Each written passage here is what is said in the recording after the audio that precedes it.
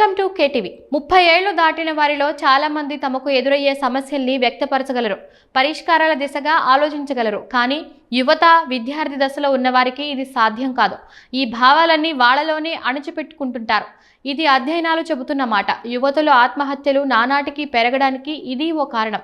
అలా కాకుండా వారి మానసిక స్థితి తెలుసుకోగలిగితే సగానికి పైగా ఆత్మహత్యల్ని నివారించవచ్చు. నా పరిశోధనలకు బలం కూడా ఇదే అంశం. మాది తిరుపతి. నాన్న ముక్కు సత్యవంతుడు, న్యాయవాది. అమ్మ నాగలక్ష్మి ప్రొఫెసర్. బాగా చదువుకోవాలి, మంచి ఉద్యోగం చేయాలి, ఇవే నా లక్ష్యాలు. బీటెక్ పూర్తి చేసి కార్పొరేట్ ఉద్యోగాన్ని సంపాదించా. 2 ఏళ్లు బిజినెస్ అనలిస్ట్గా విధులు నిర్వహించాను. కానీ ఏదో అసంతృప్తి వెంటాడేది. పరిశోధనల వైపు దృష్టి సారించాలి అనుకున్నా. అందుకు అమ్మా నాన్నల ప్రోత్సాహము తోడైంది. అమ్మ తన వృత్తి జీవితంలో ఎంతో రాణించారు. ఆమె పేరు మీద చాలా పబ్లికేషన్లు ఉన్నాయి. ఆమె స్ఫూర్తితోనే ఉన్నత చదువుల వైపు దృష్టి సారించా. అక్కడే యూనివర్సిటీ గ్రాంట్స్ కమిషన్ కింద క్వాంటమ్ కంప్యూటింగ్ అంశంపై ఇంటర్న్గా పనిచేసే అవకాశం వచ్చింది. ఈ క్రమంలో చాలా విషయాలు నేర్చుకున్నా. తర్వాత బెంగళూరులోని క్రైస్ట్ యూనివర్సిటీలో PhDలో చేరాను. ఓవైపు PhD చేస్తూనే AI సంబంధిత విషయాలపై శిక్షణ తీసుకున్నా. వీటన్నిటి వల్ల పరిశోధనల మీద ఆసక్తి మరింత పెరిగింది. మా పిన్ని కటారు రాధ గైనకాలజిస్ట్. ఆమె ద్వారా వైద్య రంగంలో కృత్రిమ మేధ అవసరాన్ని గ్రహించాను.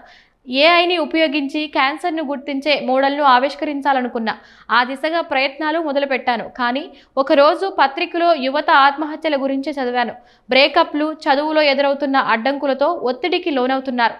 అదే దీర్ఘకాలం కొనసాగి ఆత్మహత్య శరణ్యం అనుకుంటున్నారు. ఇవేవి జీవితాన్ని అక్కడితో ముగించేంత పెద్దవి కాదు. అందుకే ఈ డిప్రెషన్ని ముందుగానే గుర్తించే వీలుంటే బాగుంటుంది అనిపించింది. కృత్రిమ మేధను ఉపయోగించి ఓ టూల్ తయారు చేయాలి అనుకున్నా. 2022 నుంచి దీనిపై పరిశోధనలు మొదలుపెట్టాను.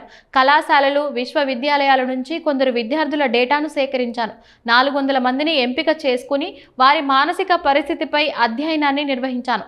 మానసిక శాస్త్రంలో అప్పటికే అందుబాటులో ఉన్న ప్రశ్నావళిని ఆధారంగా చేసుకుని AI మోడల్ని తీసుకువచ్చా. దీనిలో 7 ప్రశ్నలుంటాయి. 3 నెలలకోసారి పరీక్షలు ముగిసిన వెంటనే గూగుల్ షీట్ ద్వారా సమాధానాలు సేకరించా. మెషిన్ లెర్నింగ్ తో విద్యార్థులు సమాధానాలు విశ్లేషిస్తే ఇది ప్రమాదంలో ఉన్న వ్యక్తులను తెలివిగా, సమర్థంగా గుర్తించడానికి దోహదపడినట్లు వెల్లడైంది.